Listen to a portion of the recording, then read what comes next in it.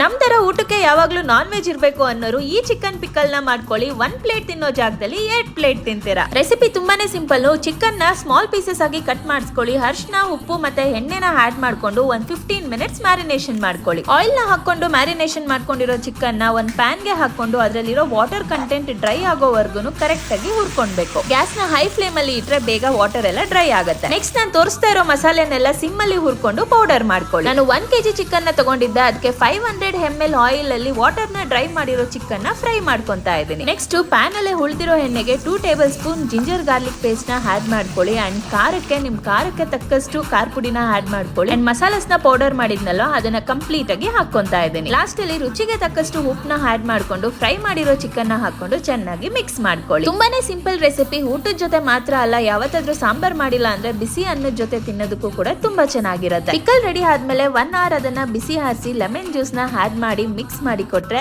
ರುಚಿಯಾದ pickle ready ಆಗ್ಬಿಡುತ್ತೆ. Bottle ಅಲ್ಲಿ ಸ್ಟೋರ್ ಮಾಡ್ಕೊಂಡ್ರೆ 3 months ವರೆಗೂ ಇರುತ್ತೆ. ಅದೇ ಫ್ರಿಜ್ ಅಲ್ಲಿ ಇಟ್ರೆ 6 months ವರೆಗೂ ಬರುತ್ತೆ. ಅಂಗಡಿಯಲ್ಲಿ ಸಿಗೋ ಪಿಕಲ್ಸ್ ಐಟಮ್ಸ್ ಕ್ವಾಲಿಟಿ ಅಂತೂ ಖಂಡಿತ ನಮಗೆ ಗೊತ್ತಿರೋದಿಲ್ಲ. ಅದೇ ಮನೇಲಿ ಮಾಡ್ಕೊಂಡ್ರೆ ಟೇಸ್ಟಿ ಅಂಡ್ ಹೆಲ್ತಿ ಆಗಿ ಕೂಡ ಇರುತ್ತೆ. ಮರಿದಿರ ನನ್ನ ಪೇಜ್ ನ ಫಾಲೋ ಮಾಡ್ಕೊಳ್ಳಿ.